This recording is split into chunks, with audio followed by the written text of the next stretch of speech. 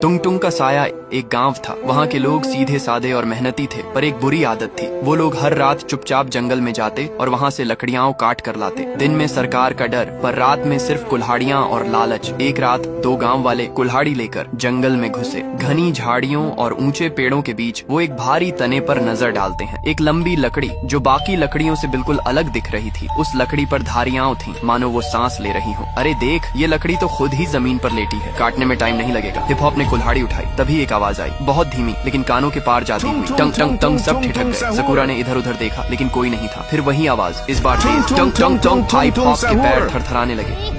भूत है क्या? ये सकूरा फिर भी आगे बढ़ा और कुल्हाड़ी से उस पर वार किया। शी छा एंग। सकूरा के कुछ चीज अगर लगी और वो गिर गया। हिप हॉप भगा, झाड़ियों में ढंसते चले गए, लेकिन हिप हॉप भी उस रात वापस नहीं आया। अगली सुबह गांव की चौकीदार, जो हमेशा साहसी माना जाता था, उसको खबर मिलती है दो लोग जंगल में गए थे, लकड़ी काटने लौटे नहीं। चौकीदार के चेहरे पर चिंता थी, कहीं जानवर तो नहीं। उसने सोचा वो जंगल के पास तक जाता है, लेकिन वहाँ जैसे ही कदम रखती है कुछ सुनाई देता है। टंग टंग सुनते ही उसके पैर कांपने लगे। वो पीछे हट जाता है। पूरे गाँव में चर्चा थी, लकड़ी खुद चलने लगी है, जिसने भी उसे काटा वो गायब हो गया। और अब लोग उस आवाज को टंग टंग कहने लगे थे, क्योंकि वो आवाज रात के अंधेरे में चारों ओर गूंजती थी। टंग टंग टंग। बूढ़े लोग बोले, ये लकड़ी नहीं, कोई रक्षक है जंगल का। अब कोई भी जंगल नहीं जाएगा। अब गांव के लोग रात होते ही अपने दरवाजे बंद कर लेते। बच्चों को बाहर खेलने से रोक दिया गया और टंग टंग की आवाज हर रात गूंजती रहती, धीरे, फिर तेज और फिर बिल्कुल करीब। एक लकड़हारा जो इन अफवाहों पर विश्वास नहीं करता था, पुष्पा, वो बोला, मैंने तो अपनी जिंदगी जंगल में ही काटी है। आज भी जाऊंगा, लकड़ी लाऊंगा,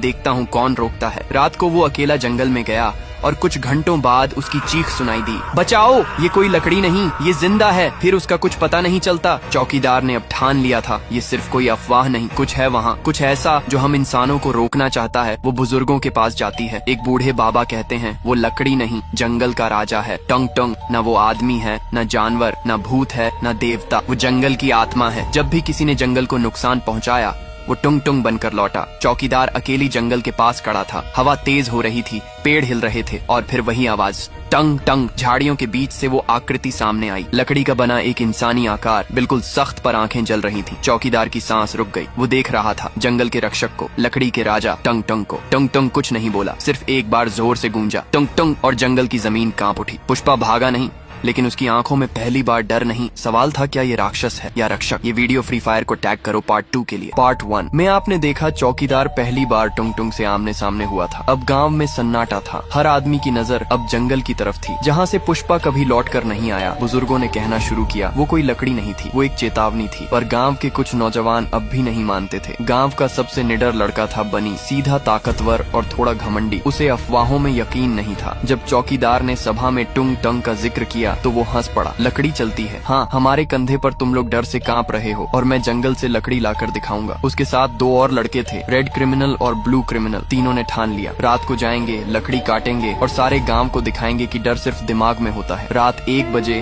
बनी, रेड क्रिमिनल और ब्लू क्रिमिनल कुल्हाड़ियां लेकर जंगल में दाखिल हुए। हवा बहुत हल्की थी, लेकिन जंगल अजीब तरह से शांत था। कोई झींगुर नहीं, कोई पत्ता नहीं हिल रहा था। उन्होंने एक पेड़ दिखा, बाकी पेड़ों से अलग। उसका तना ज्यादा गहरा और सीधा था। बनी ने मुस्कुराकर कुल्हाड़ी उठाई, देखो, ये खुद ही जमीन पर गिरा है, काटने में टाइम नहीं लगेगा। रेड क्रिमिनल ने धीमे से कहा, भाई कुछ ठीक नहीं लग रहा। बनी ने कुल्हाड़ी चलाई। चांग आवाज पेड़ की नहीं थी, कुछ और था। गूंज जैसी, पेड़ से एक अजीब सी गंध आई, सीलन और गीली मिट्टी जैसी, मगर उससे भी भारी। पेड़ के पीछे से कुछ सरसर आया। ब्लू क्रिमिनल ने, कुछ नहीं। फिर अचानक जमीन हिलने लगी, हल्का लेकिन साफ, और फिर टंग टंग। तीनों रुक गए। किसी के चलने की आवाज जैसे पास आती जा रही हो, पर दिखाई कुछ नहीं दे रहा था। भोलू ने मुंह से निकाला, ये वही आवाज है। बनी गुस्से में बोला, कहाँ है तेरा टंग टंग, आजा कुल्हाड़ी खा। लेकिन तभी झाड़ियों के बीच एक लकड़ी जैसा इंसानी आकार नजर आया। छाया में उसकी रेखाएं दिख रही थीं। उसकी चाल धीमी मगर भारी थी, जैसे हर कदम पर मिट्टी भी सोच रही हो कि किसे बचाए। बनी ने डर को छुपाते हुए कुल्हाड़ी फिर से उठाई, लेकिन हाथ कांप रहा था। ब्लू क्रिमिनल और रेड क्रिमिनल पीछे हट गए। टुंग टुंग कुछ नहीं बोला, वो बस खड़ा था, लेकिन उसके आसपास की बेलें धीरे धीरे जमीन से उठने लगी। एक बेल ने रेड क्रिमिनल के पैर को छुआ और भोलू जोर से चीखा। उसकी त्वचा पर फफोले से उभरने लगे। बनी भागने लगा। ब्लू क्रिमिनल क्रिमिनल ने खींचने की कोशिश की, लेकिन वो गिर पड़ा। कुछ मिनट बाद तीनों गायब थे। अगली सुबह गांव के बाहर 3 पेड़ उगाए थे। उनकी छाल पर 3 नाम खुदे थे, बनी, रेड क्रिमिनल, ब्लू क्रिमिनल। कोई नहीं समझ पाया ये कैसे हुआ, पर गांव अब समझ चुका था, जंगल अब माफ नहीं करता। चौकीदार ने कहा, अब ये जंगल हमसे नाराज है। जो गया वो लौट कर नहीं आया, जो कटेगा वो उगेगा। लेकिन इंसान नहीं, पेड़ बनकर रात होते ही हर घर में एक ही आवाज सुनाई देने लगी, डूम डूम, कभी दूर कभी बहुत पास। कुछ घरों की दीवारों में दरारें आने लगी, जैसे लकड़ी की नसें फैल रही हों। बच्चों को बाहर खेलने से मना कर दिया गया और गांव वालों ने जंगल की तरफ देखना भी बंद कर दिया। अब गांव की उम्मीद एक ही आदमी पर थी, चौकीदार। वो रात भर गांव के किनारे बैठा रहा, हाथ में लाठी नहीं, सिर्फ आंखों में सवाल था, क्या हम सच में इतने गिरे हुए हैं कि अब जंगल भी हमसे डरता है? वो बाबा कालूराम के पास गया। बाबा अब बीमार थे, लेकिन होश में। चौकीदार ने कहा, अब क्या करें बाबा? बाबा ने कहा, अगर तूने जंगल से माफी नहीं मांगी तो अगली सुबह हम सब लकड़ी के बनेंगे। अगली सुबह चौकीदार बिना हथियार अकेला जंगल की ओर बढ़ा। कंधे पर कोई बोझ नहीं, पर उसके हर कदम की आवाज मिट्टी तक महसूस कर रही थी। जैसे ही वह जंगल की सीमा पर पहुंचा, टोंग टोंग झाड़ियों के पीछे हलचल हुई। फिर वहीं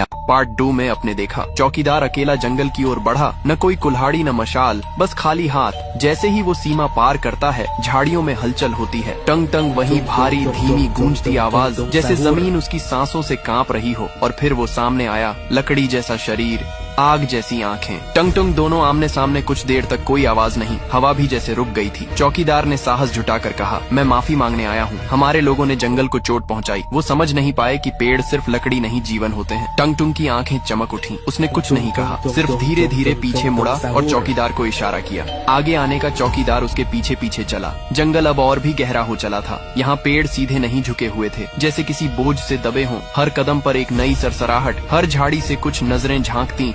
और फिर एक खुला मैदान आया। वहाँ पेड़ नहीं थे, बस लकड़ी के ठूंठ मानव आकार में जमे हुए। हर ठूंठ के चेहरे जैसे इंसानों के हों, डरे हुए जमे हुए। चौकीदार आगे बढ़ा तो एक ठूंठ की आंख से कुछ बहा। पानी नहीं, जैसे राल में मिला आंसू। टंग टंग ने पीछे इशारा किया और फिर पेड़ों की सरसराहट एक सुर में बदल गई, लालच लालच। ये वो इंसान थे जो जंगल को सिर्फ काटने आए थे।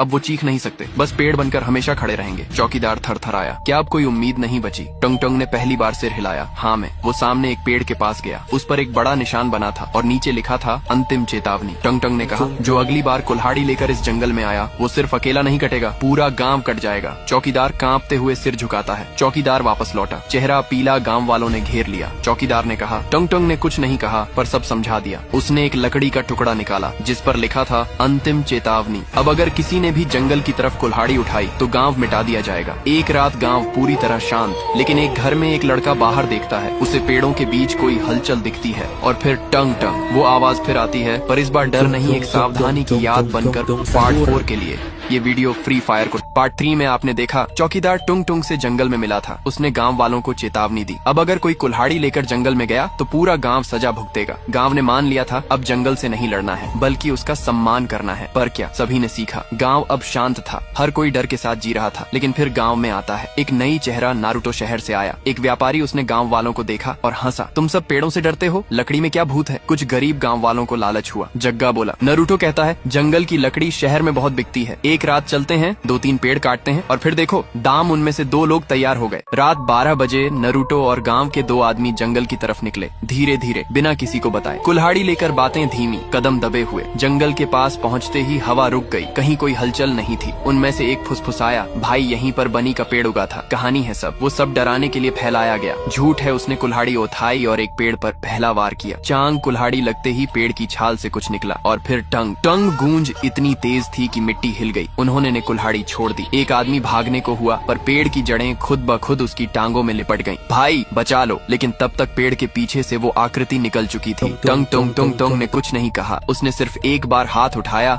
और उसका चेहरा डर से सफेद पड़ चुका था। वो चीखा, माफ कर दे, मुझे नहीं पता था। लेकिन चीख सुनी नहीं गई और 10 सेकंड बाद तीनों गायब थे। अगली सुबह गांव वाले खेतों की तरफ निकले और देखा 3 नए पेड़ उगाए थे। उनकी छाल पर नाम खुदे थे, नारुतो और उन 2 आदमियों का जो रात जंगल गए थे। चौकीदार समझ गया, नियम टूट गया है। चौकीदार ने पंचायत में गांव वालों को इकट्ठा किया। अब टुंग टुंग किसी को चेतावनी नहीं देगा, अब वो सीधे सजा देगा पूरे गांव को। अगर हमने अब भी नहीं समझा तो अगली बार घरों से लोग नहीं गायब होंगे, पूरा गांव पेड़ बन जाएगा। रात गांव में हवा बहुत तेज थी। दरवाजे खुद ब खुद हिलने लगे। दीवारों में फिर से लकड़ी की दरारें उभरने लगी। बच्चों के कमरे में मिट्टी की गंध भरने लगी। और फिर पूरा गांव एक साथ सुनता है, टंग टंग। पर इस बार आवाज जंगल से नहीं, हर घर के भीतर से आ रही थी। अगली सुबह गांव बिल्कुल शांत था, दरवाजे खुले थे लेकिन कोई बाहर नहीं आया। चौकीदार का घर भी खुला पड़ा था और फिर गांव के चारों ओर के खेतों में सैकड़ों पेड़ उग चुके थे। हर पेड़ की छाल पर एक नाम था, हर नाम गांव के किसी सदस्य का था। टुंग टुंग का नियम तोड़ा गया था, अब जंगल ने अपना ले लिया। पूरा गांव अब वो जंगल वीरान नहीं, आबाद है, इंसानों से नहीं, इंसानों के पेड़ों से। कोई वहां जाने की हिम्मत नहीं करता और अगर कोई वहां पहुंच भी जाए तो उसे सिर्फ एक आवाज सुनाई देती है, Tung tung tung tung sahur.